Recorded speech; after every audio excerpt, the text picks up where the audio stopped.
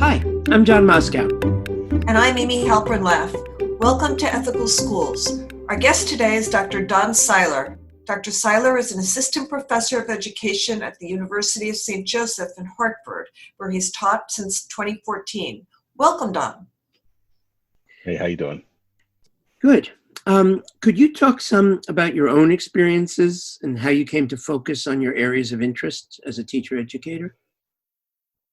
So I was raised I tell my students constantly, I'm from North Philly.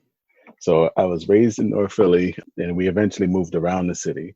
But as a product of the Philadelphia public schools, like a lot of other Black and brown kids, I found myself kind of feeling a little disenchanted, a little disenfranchised.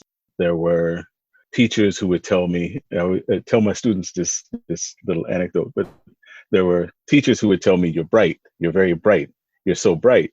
And for me, I thought that they were telling me that I was light skinned, that my skin was a little bit more fair than other classmates. I didn't really grasp it at first. I think the first teacher who used that word was probably second grade. But eventually I came to find out what that meant, what bright meant, high test scores and academic acumen. But I still didn't feel any interest or any comfort in the classroom.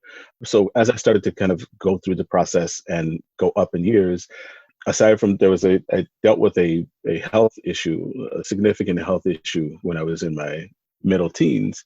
But that, when it coincided with my lack of interest in school, I felt like there was no need for me to be there. There was no clear connection between what was happening in the classroom and what was happening in my outside life with my family, with me physically, with the people that I knew, with my community. So eventually, much to the sorrow of my family members, I eventually dropped out. So I finished ninth grade. I actually failed ninth grade my first time because I didn't go to class, didn't go to school at all. I played hooky for basically a year.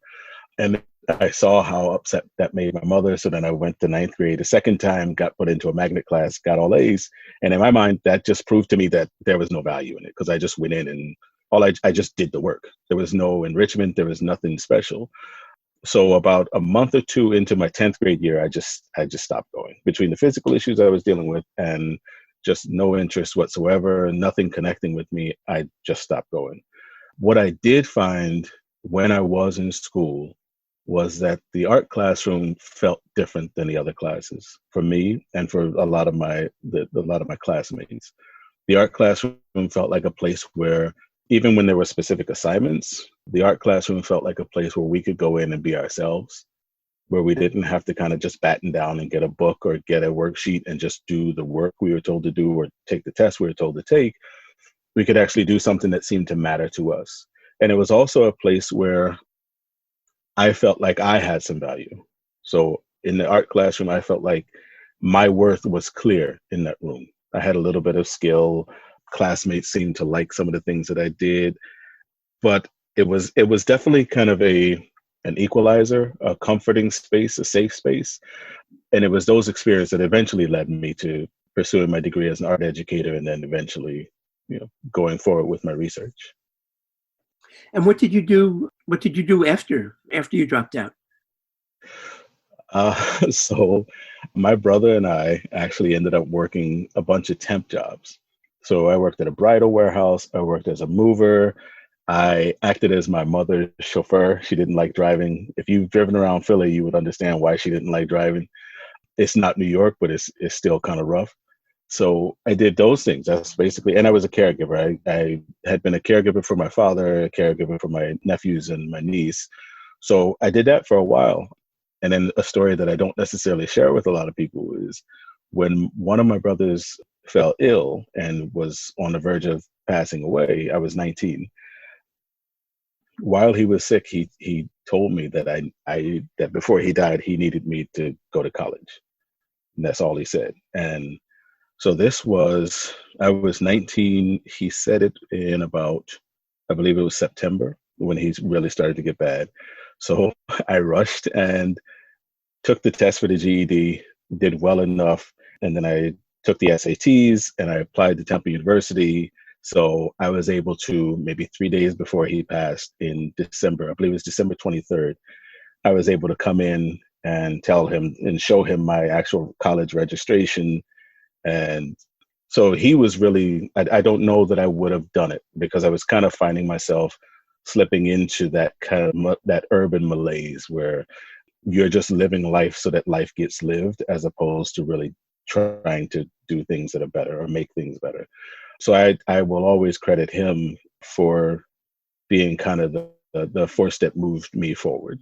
I had one rough year at Temple, but then I finally found my footing and just kept going. Another thing that happened was my family really wanted me to go into education because, especially my sister, because she understood that there were a dearth of Black male teachers in schools. So she really felt like that between who I am as a person and my, perceived intelligence, that I would be beneficial to students. It wasn't until my late sophomore year of college that I realized that I could actually major in art education, so I could kind of cross those streams and do something that felt both good in the larger scheme of things to give back and to make sure that I'm supporting other students, but something that was actually kind of at my core, which would be related to the arts. And I've been able to keep that thread going through all of my work since then. So when you say that you went back to a magnet school and got all A's, but there was like nothing there that what was lacking? I won't say it was. There was one specific teacher, and I can't recall his name at this moment, who was clearly very caring. He was the advisory teacher. He was very thoughtful, very kind. He ran marathons and really tried to connect with us.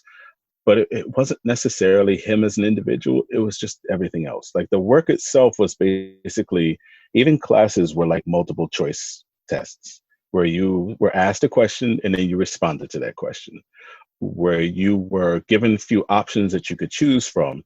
There were really no projects. It was all geared towards making sure that you would be able to be successful on assessments and making sure that you remembered information, but there was no connection to the information. It just didn't have any value for me. I would go into school and they would tell me all these things, and then I would go home and my entire home life had no relation to it. It just didn't make sense. And I had family members who would tell me how important education was, but I didn't really understand what that meant. I didn't understand how that value would manifest when I was done. Why was I dealing with both the physical issues and the just general boredom and malaise if there wasn't going to be any potential benefit? And it wasn't until college, once I was able to choose my major and really focus on things that I felt were important, that's when I started to feel like there was a clear value in education. Up until then, I was doing it because I was supposed to do it. And as soon as I didn't have to do it anymore, I stopped doing it. And that's why I ended up dropping out. So you were learning, but you just didn't see any value in what you were learning, or? It was less learning. I had one teacher who, during that year that I basically skipped the whole year, I had been out of school for maybe 2 or 3 weeks, and he made a comment during class because he was frustrated at students' test scores. And he said, "We're not all like Don. Don could miss a couple of weeks, come in and get an 85 or a 90 on the test. Most of us need to be able to study." And he thought that he was praising me, but that really helped to kind of crystallize the fact that like the school wasn't giving me anything. It was my own. I was good at playing school. I was good at figuring out the right answer. I was good at deductive reasoning. I was good at kind of looking at the evidence, but it didn't mean that school was teaching me discrete things. Math classes, maybe there were concepts that I had to pick up. But outside of that, most of the information was just, I was able to kind of figure it out. If the information was there, I could figure the information out. So I'm not suggesting that I'm some kind of a savant. I'm saying that there was no engagement with the materials that really made school feel like it meant something. There's a phrase, the game of school.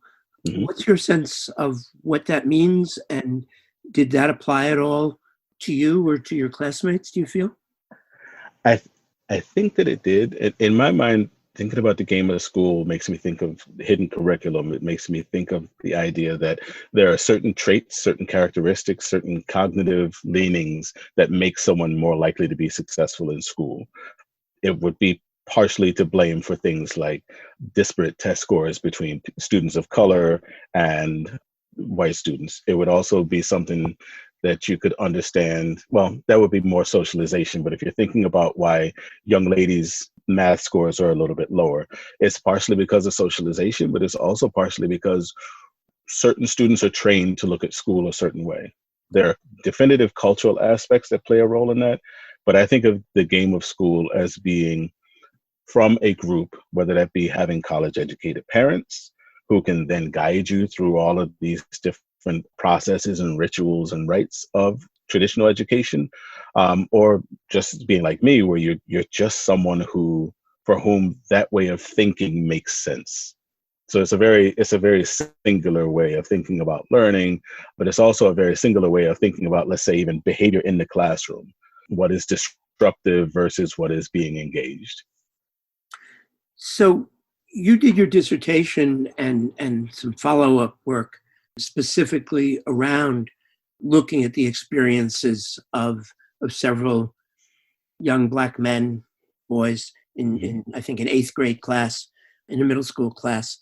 What did you find in that study? What did you find was happening? So part of the root of that study was I wanted to see whether or not I was an outlier in terms of the way I felt when I was in the art classroom, whether or not it inspired comfort and engagement in other students the way that it had with me.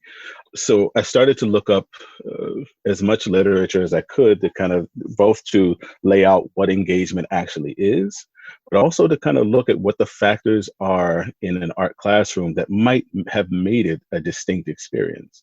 So what I tried to figure out was what aspect, if at all, whether or not Black students, Black male students, were feeling like their experiences in the art classroom were different than their other classrooms, whether or not they felt more engaged, and if so, to what they attributed. So this was a phenomenological piece. So I spent a lot of time focusing on. Can you clarify for listeners, what does phenomenological mean in concrete terms? Okay. So phenomenology is a research methodology that focuses on the experiences of individuals or small groups.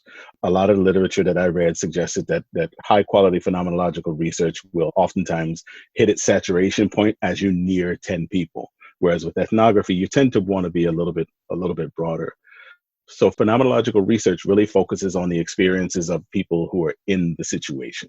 So studying the phenomenon not as an outsider, not taking an etic view, but studying the phenomena with the person or people who experienced it as your primary sources. So with phenomenology, you're basically allowing their lived experience to be empirical, with the exception of, let's say, they said, well, I like the art classroom because the aliens came down and told me that I should like the art classroom. That type of statement would be kind of the bar for, if you could find some reason to doubt the reality of something someone said, then that would kind of call it into question when you're doing your data analysis. But for the most part, phenomenology focuses on looking at the experiences of the individuals, revaluing their experiences as basically empirical evidence for that phenomenon, because they are seeing it and experiencing it and feeling it the way that they see, experience, and feel it. So it's not necessarily my job to say, yeah, but throughout the process. That's kind of a quick and dirty lay version of phenomenology there. But the whole focus for this study was to see what their experiences were like. So I used Steiner Cavalli did some work around interview, how to structure interviews. So I went with his 3 interview format, and the focus of the interviews, the first interview was a conversation around what their experiences in the past had been as it pertained to both school and art, to kind of lay a groundwork. The second interviews were related to how they were experiencing both of those things at that time, at the time of the interviews. And then the third set of interviews would talk about or focus on how they projected. So kind of having them predict or project what they thought the future would hold for them in those areas. So that way it kept what we were talking about grounded in school and art, traditional classroom and the art classroom, but it also allowed them to dig into their experiences, and it helped me to see what experiences they had had with the arts outside of school, in their homes, what their general relationship to education was via their parents, as well as their siblings. Many of them had siblings that had influence. And I also did 6 months of observations where I went to the school, watched the class. It was partial participant observation. So I did help sometimes in the class itself. They knew that I was there to do research. After the first month, with consultation with the art teacher, we decided on several students. The criteria that we focused on to see which students would be involved was students who traditionally had some issues, or some issues around behavior, or some issues around comfort in other classrooms, traditional classrooms, but who did not show any issues in the art classroom. But I also looked for students whose behavior patterns in the art classroom were distinct.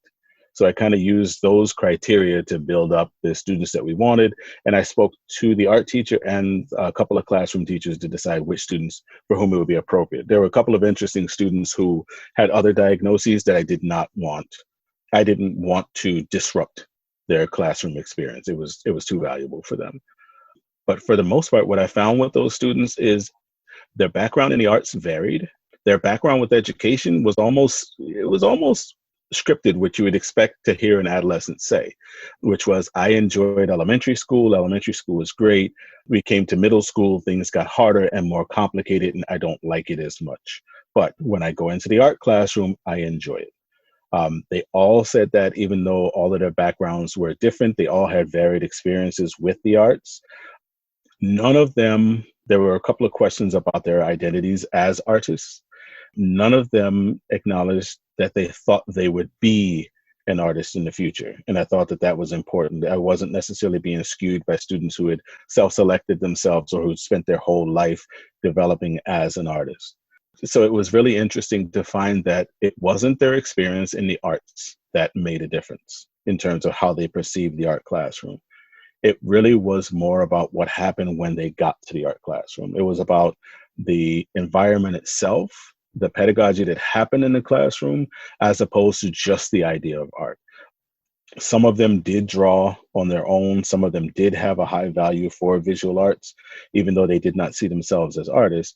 But the most consistent thing was there was a repetition of the theme of comfort, the theme of expression, and the theme of them being able to be themselves in that space, as opposed to being the student, being what I felt like I was, which was someone who just had to come in and do the work and not necessarily find the connection. And you've spoken about 3 kinds of engagement. Mm-hmm. The emotional, the cognitive, and the behavioral. Could you speak to that? Sure. I chose that kind of that triumvirate, that little trio of engagement titles, because there are other folks who have broken engagement down into a lot more categories, but they all tend to fall under those 3. So emotional engagement would be their joy in doing the work, their happiness, their comfort, the ways in which they feel like the work belongs to them. The cognitive engagement more relates to the complexity of the task. Are they trying hard? Are they working to get the work done? Are they having to think and process information? But the behavioral engagement is the one that we tend to fall back on the most, which is kind of problematic, which is what can be observed. What are they actually doing? So I think in my actual dissertation, I write that one of the students, I can't remember which, Lee, spent part of the class wandering and talking to people. And to the naked eye, to an observer, behaviorally, he would seem disengaged because he was physically moving, he was talking, he was joking, he was giggling, he was, he would poke somebody and then kind of jog away. But you could also see that he was happy. He was enjoying what he was doing. He was thinking about next steps because every time he got up and moved, he was going to get something or put something back. He was engaging in socialization as he continued to be focused on his task. So if I had just focused on behavioral engagement, it would have been very easy to kind of be blinded by the fact that he was up and moving during class and kind of I won't say antagonizing other classmates, but we all know the type of student who jokes with other classmates consistently, but not in a cruel way. So it would have been very easy for the teacher to say, sit down, stop making noise. But in all actuality, he was always going about one of the tasks, and he was doing it pleasantly, doing it as if he was both emotionally engaged and potentially cognitively engaged, because he was constantly involved in one of the processes of the task itself. So you mentioned that the pedagogy in the classroom was part of what really made the difference for the students. Yes. So what do you see as the mixture between that particular teacher's pedagogy and the fact that it was in an arts class? Yeah. So a lot of my work is, especially even now working with my grad students, is rooted in the studio methods, which is Hetland, Wenner, Wiedema, and Sheridan's work. They have a book out, Studio Thinking, and I think they have a second version of it out as well. And that talks about how art classroom pedagogy, ideal high quality art classroom pedagogy, kind of follows a studio model that keeps students constantly engaged and keeps the instructor constantly engaged. So at base, art classroom pedagogy is supposed to be engaging because students have some agency in what's happening in the classroom. The teacher is constantly connecting with the students, and if the work is connected with the students, then the teacher is constantly connecting with the students. But the classroom teacher that I was working with had also acknowledged the fact that he was consciously understanding the interactions and the social pressures of adolescence. So his students were allowed to move as long as they were being productive. His students were allowed to speak as long as they were still being productive and not disrupting others.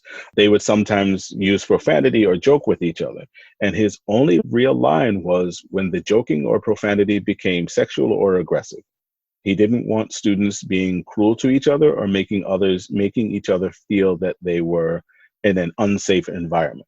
So that was really the only time that he would stop. So when they would be joking around and cursing, and once again, when I say cursing, I'm not talking about like sailors. I'm talking about using fairly mild expletives as just interjections, as just components of their everyday speech.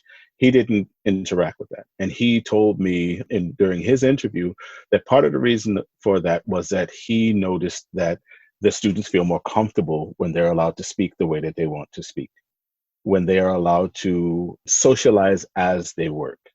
So he had created this combination of what I would consider culturally responsive, culturally sustaining pedagogy, both with the work being student-centered, rooted in student experiences, as well as addressing the content that he needed to cover. But also his pedagogy had been adjusted and framed around student culture and student needs, so that he was not forcing them to become different people when they walked into his classroom. He was allowing them to be themselves, but understand the parameters under which they were expected to behave when they were in that classroom. So he really did incorporate both art classroom pedagogy, studio methods, as well as culturally responsive and culturally sustaining pedagogy. I don't know that he was aware. I don't know what his background was in culturally responsive pedagogy, but I know that what he did fell into that range. Yeah. Like so many things we talk about, funding comes into it. Arts are one of the first places that school budgets cut, right? Yes. Yes. Do you see this as an ethical issue? It really boils down to how we perceive art, but it's kind of a double-edged sword, because when we talk about the funding cuts, when we talk about the arts disappearing, we're not talking about the arts disappearing from overly affluent schools. We're talking about the arts disappearing from schools that are serving, more likely to be serving poor students, schools that are more likely to be underserved themselves.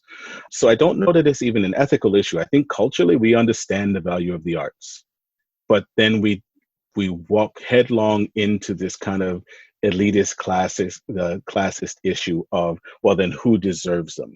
Who deserves to get them? So I think that we as a culture, both educationally and otherwise, we understand the value of art, but we are falling back into that kind of old traditional classic idea of the arts belonging to the accultured people, to a certain group of people. So those funding cuts normally come from schools that would see, ironically, where the students would be probably even more served. So yes, there is an issue in terms of where the arts funding is cut, but I don't think that we as a culture don't understand what's happening. I think we're just not comfortable discussing, like we're not comfortable discussing the fact that it's happening to specific groups. But it still falls back on the focus on things like standardized testing. As long as we are focusing on standardized testing, it's not just the arts, it's athletics, all kinds of extracurriculars. It's the merging of, social studies and histories and other classes. It's the removal of even the slightest hint of trade classes in schools. It is a focus on English language arts and math as if they are the only two subjects and they are all encompassing. That's really interesting, because one of the things I do a lot is write grants for school districts. And, they're endlessly having to try to justify the arts by saying that they lead to higher test scores in language arts and math. And I noticed that you actually cite some examples, which I'm going to be sure to use in some grants, showing that they do in fact do that. But also it sounds from everything that you're saying that that's really missing the point. So could you talk to both of those, both Sure. Whether in fact there is empirical evidence that students working in the arts does play over into the standardized tests on language arts and math, and also why it's, I don't know the right word to use, whether it's unethical or some other word, to measure the value of the arts strictly as kind of this hopeful step towards better language arts or math scores. Yeah. If you don't mind, I'll answer those kind of in reverse order, because Sure. I think that it builds to the argument. If, like I mentioned just a moment ago, if we are looking at the arts, we understand that there's a cultural value in the arts. We understand that we assume that people who have the most money and have the most culture, they have all kinds of expensive art around their homes. They've been to museums, they go to the opera. These are things that we associate with being of higher socioeconomic status. So there is thank you. Yes, air quotes. Thank you. So there is an understanding of the value of the arts. What becomes problematic about that first understanding is that it tends to be kind of classist, and it tends to assume that the arts means you're better than anyone else, where the arts are actually, and I use some of Paul Taylor's work out of UPenn, because the arts are actually kind of the most basic expression of human experience, right? They are Tolstoy calls them socio-religious. So there is the actual object, which is the embodiment of the concept, but then there's our response to it and our response when making it. And in terms of being a socio-religious, it means that there is a cultural value and it has very high esteem. And that is fairly universal. One of the main things that goes across all cultures, whether you're talking institutional culture, ethnicity, racial culture, or the kind of the smaller subcultures, whether you're talking about athletics, there are aesthetic considerations for all of them.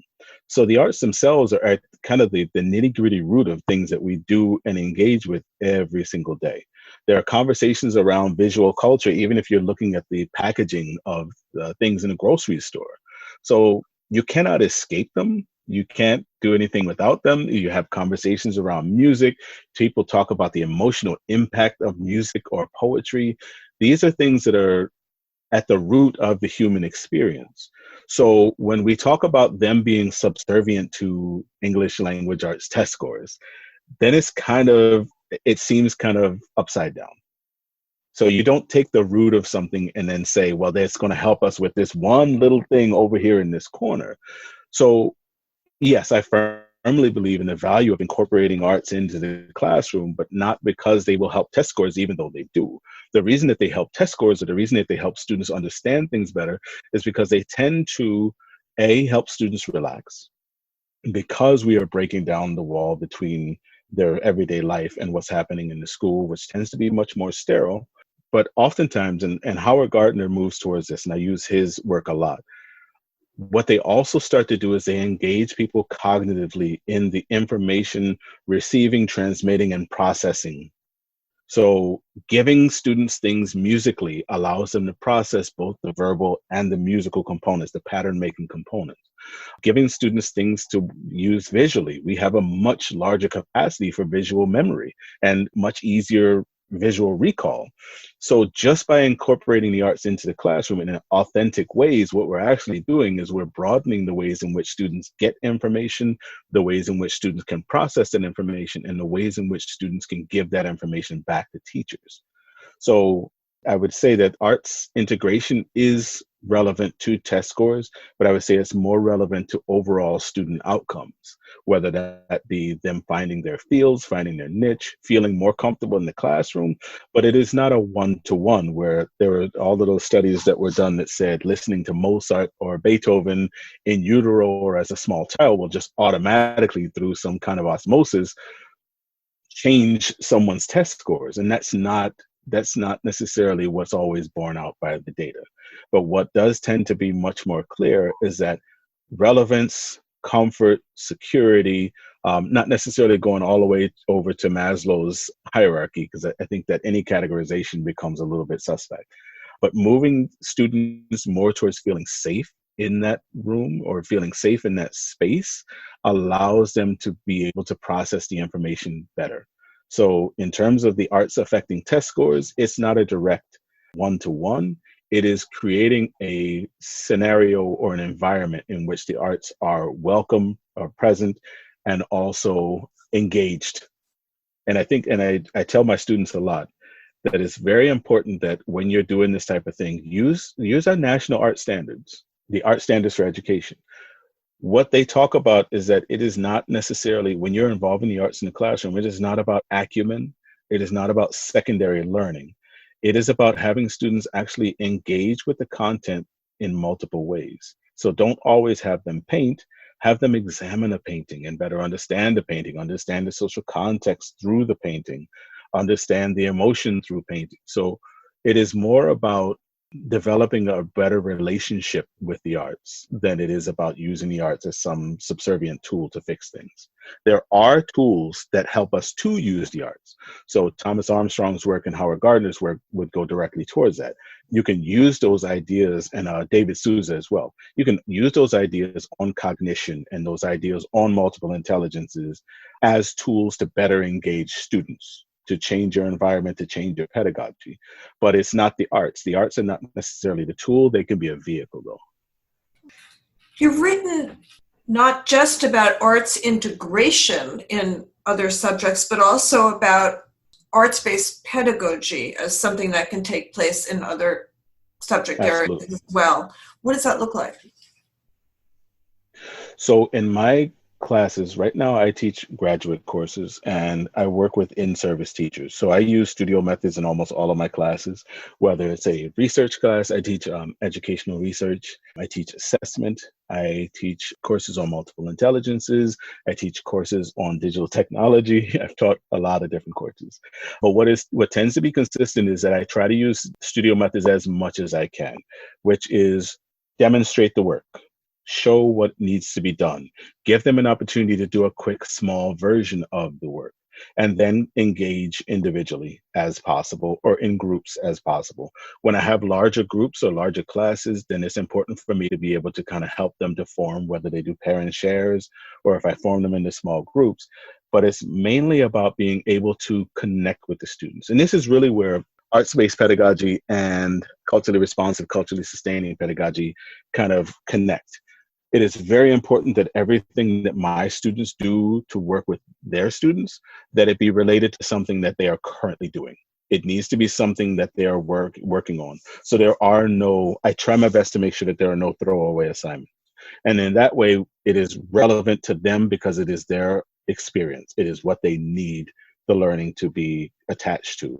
But I also spend a great deal of time giving them individual feedback.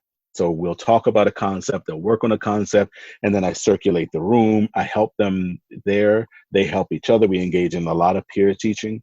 So the things that you would imagine going on in an art classroom or especially a studio art classroom are things that I have going on that myself and some of my colleagues have going on in our regular day-to-day teaching. Could you give some examples of what this looks like in your graduate program? In terms of specific assignments? Yeah, like sort of what you might have students, in, say, a research methods course, how you might start them out, that kind of thing. So in my research course, the first thing that we do the first night, as opposed to having a general icebreaker, is I have them write a mini research proposal on themselves, which in itself is not necessarily groundbreaking, but they have to develop an introduction, just introduce themselves to us. It has to be rooted in something that they want they want their classmates to be able to study about them. It should be something their classmates don't know. So even in that, it is centered on them, it's centered on their experience, it's centered on their life, but they're also engaging with the structure of the work that is to come. So they write out this mini proposal and we have conversations about it. And I use that as the springboard to talking about what those different parts should look like and how they should work. I give them about a 1-sentence layout of what the purpose should look like, what the significance should look like, what their methodology should look like, what their data analysis, data collection and analysis should look like. I give them about a sentence each to give them an idea, and then I immerse them in the work and immerse them in the discussions around the work. So as they're sharing, we're talking to each other and we're deciding what type of methodology would work. Would it be qualitative or quantitative?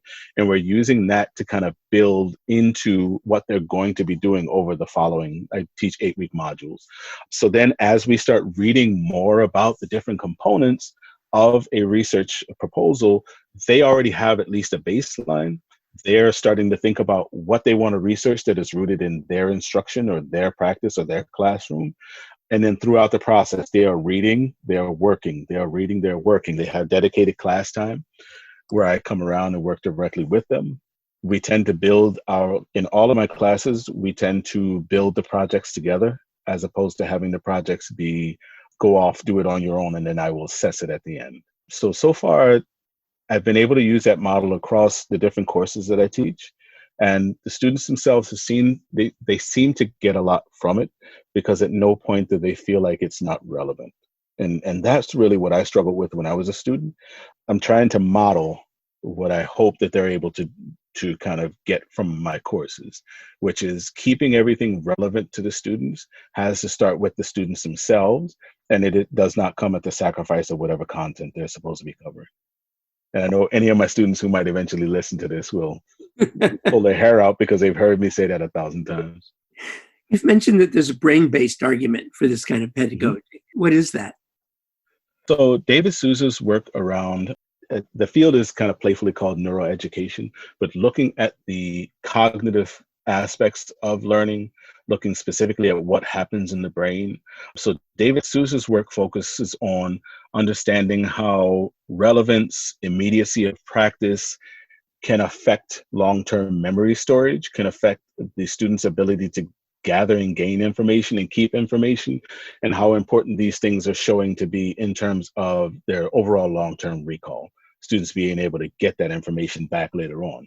Howard Gardner's work with the multiple intelligences really focuses on different parts of the brain and how traumatic brain injury issues at birth can affect small parts of the brain, and how that affects the way that people take in and process and give back specific types of information. So I think that oftentimes multiple intelligences is kind of taught as if it is this cute flowery thing where you just kind of get in touch with your feelings and you want to let the kids paint. But what multiple intelligences really focuses on is it's not about acumen, it's not about skill, it is about the parts of the brain that are active when certain types of information are being presented, when that information is being processed by the brain or by the person, and how they want to give that information back. So there are some things that are inherent across all of us. If you think back to early ages or back when we had to remember phone numbers, the way that our brain kind of finds a pattern to chunk numbers, that will be part of it. The way that we can remember things visually or remember certain songs, even though we haven't heard them over years, it's not necessarily it's not the same type of memory. So with Howard Gardner's work, it really focuses on, let's look at the different ways that students can be given information, and let's look at the different ways that they can then take that information and synthesize it into something that is their own. And then let's look at all of the different modalities that they can give that information back. So he did a lot of work around savants, MRIs, fMRIs, looking at which parts of the brain are active when certain types of information are presented, but also looking at what happens to people when certain parts of the brain are affected. So certain parts of the brain that will affect things like language, being able to speak, being able to actually form words, the parts of the brain that allow us to recognize images and remember them and recall the images, the parts of the brain that actually allow us to remember musical tones or different patterns. And he has laid them out in ways that explain how they overlap. So this is not an argument. Like, multiple intelligences is often broken down into, well, I'm a visual learner, so I need everything visually. What Howard Gardner argues is that we all have each of the intelligences at varying levels, depending on socialization, depending on the time of day. But by varying the ways in which we give and receive information, we increase the likelihood that more students are going to be positively affected by that information. So instead of only going the logical and linguistic routes, breaking it up and changing things up means that more students are going to be engaged, and that students in general will be engaged in more complex thinking processes where the intelligences will overlap and reinforce learning. That's fascinating. And again, could you give us a concrete example of that? Of using multiple intelligences in the classroom? Mm-hmm. Yeah. Sure. One thing that I do, and once again, my students will vouch for this, is I have a very simple task just to kind of show that this can exist on a very baseline, or it can exist in a much more complex. So I'll give you an idea of both. One of the basic tasks I took directly from Armstrong, which is a punctuation assessment. So instead of having students write out a sentence and using the correct punctuation or filling in the blanks with punctuation, what I ask students to do is give an image that will reflect the punctuation, a physical movement that reflects the punctuation, a sound or a song that reflects the punctuation. And what they generally come up with is, the period will be, I've gotten, Stop in the Name of Love would be one song that people will use, or they will just hold their hand up in front of them as the physical motion that means stop.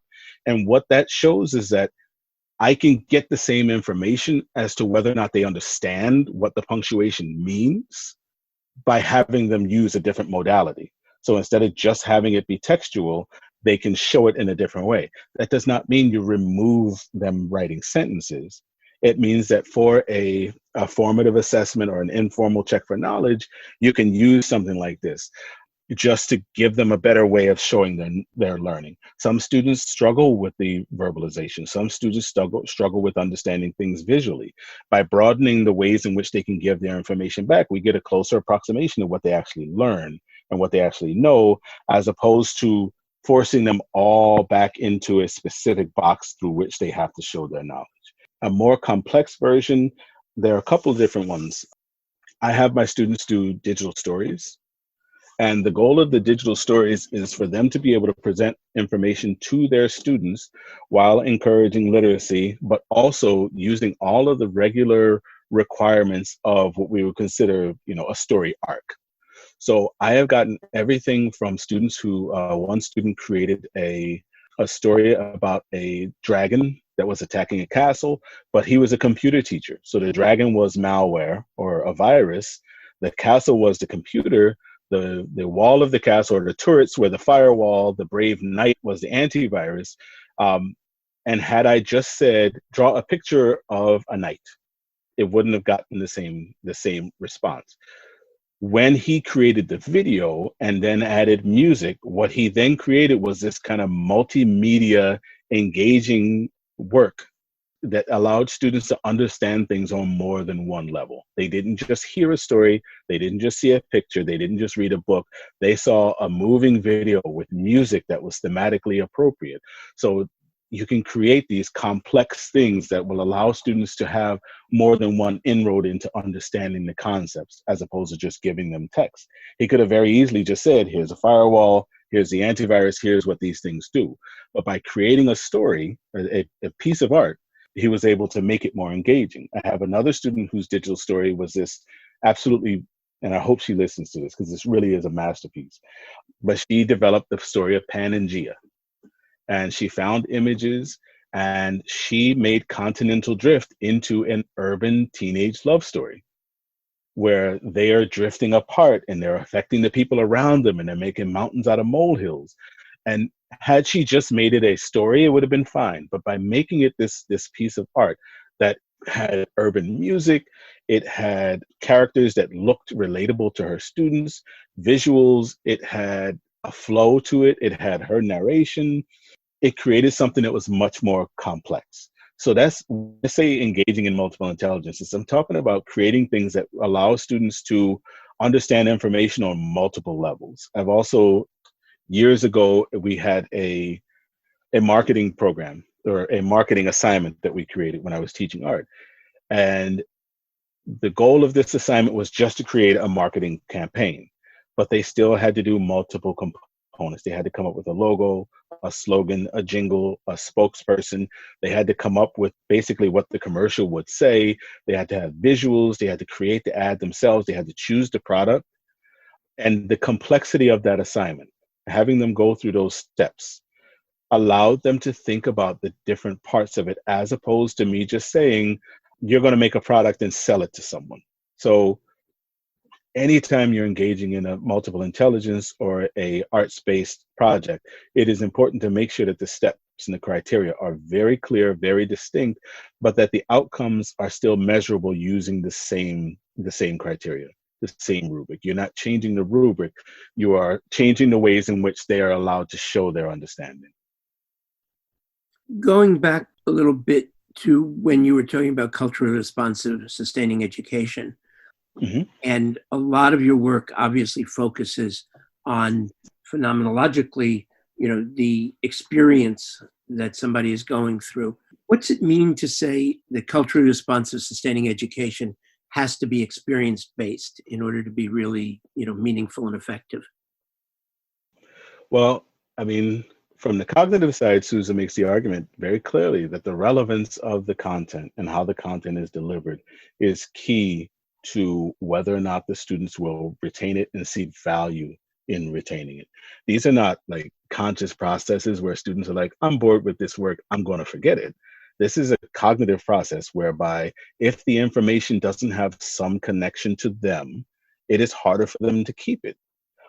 So in that way, culturally responsive teaching is actually a tool for retention and a tool for understanding and a tool for learning. But on the other side of it, I'm thinking about it in the way that Gloria Ladson-Billings talked about it, in terms of the development of relationships. If we're talking about marginalized students whose existence is fraught with disquiet, or if we're talking about non-marginalized kids for whom we want their educational experience to really be what it should be, then we have to be able to open up the ways in which they're allowed to connect with the content and connect with the teachers. And it still has to be rooted in or respectful of their experiences, the students' experiences, and the teachers' experiences as well. So when I think about culturally responsive teaching from Ladson-Billings or Paris, what I'm really thinking about is student-centered teaching that allows for multiple entry points, multiple resources, multiple voices, multiple stories, using those funds of knowledge that the students come in with to develop the curriculum, to develop the processes, develop the projects, or incorporating places, especially if you're talking about art classroom pedagogy, incorporating spaces wherein those students can put their own self in, where they can make it about themselves. So it doesn't have to be the teacher pre-planning, because a huge part of culturally responsive teaching has to be about kind of assessing students on the fly and assessing students as you learn them, as you understand them, and figuring out how to take what you just got and make it into something valuable for that student, make it into something, or for those students, make it into something that will actually matter to them. Don, are teachers receiving the training they need to lead these culturally responsive classrooms? Ideally, they would be. I have to say that my initial teacher training was back in the 90s, so things are definitely a little bit different. But I have been to a couple of different grad schools since then, and there was an emphasis in certain spaces on the idea of the science of teaching, the science of what it takes to be a teacher, lesson planning, understanding and unpacking standards, developing targets and essential questions and enduring understandings, taking the forms and the structures and making them make sense. The culturally responsive part really does fall into the art side of teaching, the art of teaching. It is the more humanistic side. I know that at USJ, we have made some pretty significant strides over the last 10 years to really increase the focus of our humanism in the classroom and our culturally responsive teaching. All of our position descriptions when we are looking to hire new people have a heavy focus on things like equity, social justice, culturally responsive teaching, being willing to teach the courses that we have, but not just teaching our diversity courses, but making sure that there is a thread of multiculturalism, cultural responsivism, that there are threads of these throughout all of our courses. So we have made sure that our department spends a great deal of time looking at the ways that we can incorporate culturally responsive teaching in our classrooms, whether it be through making sure that we are much more inclusive and open and welcoming environment, where students, once they get in, they feel comfortable and safe no matter what their backgrounds are, but also making sure that we are recruiting. We recently went co-ed. We have a lot more males on campus, but we have a lot more Black males on campus. And we know that there is still a dearth of Black males in education. So looking at them as a potential pool of future teachers, but not just saying, let's draw them in, pull them in, and then once they get here, they're just going to have to adjust. What do we have to adjust as professionals, my colleagues and I, to help them to feel more comfortable? But several of us are also working in terms of professional developments at local school districts to see what we can do to support in-service teachers, not to tell them what they're not doing correctly, but to kind of build on what they're already doing that is culturally responsive, that is equity focused, and help them move along that path so that the students in their classrooms are benefiting. So we're attempting to model, but we're also attempting to work directly with school districts. I would still say that there is a long way to go in a lot of districts. When I have conversations with a lot of my grad students about their undergraduate work, there's not a lot of focus on culturally responsive teaching. There's not a lot of work around equity. There's not even a lot of work around assessment. So there's definitely some work to be done, but there are people out there who are doing the work and really trying to make sure that that work is centered both in the students' experiences and the students' funds of knowledge, but also in those of the people who will be teaching them. The question that we get a lot of times is, what do we do in terms of, how can I be culturally responsive when I have a classroom full of white students? And that's kind of having a narrow view of what culture is. There are many cultures represented within that classroom as well. At the same time, you still want to expose students to as many perspectives and as many voices as we possibly can, especially those of people who have been historically marginalized and silenced. Thank you, Dr. Don Siler of the University of St. Joseph. And thank you, listeners, for joining us. Check out our website for more episodes and articles. We've begun to post annotated transcripts of our interviews. We offer professional development on social-emotional learning with a focus on ethics in the New York City area. Contact us at hosts@ethicalschools.org or on Facebook, Instagram, and Twitter @ethicalschools. Our editor and social media manager is Amanda Denti. Till next week.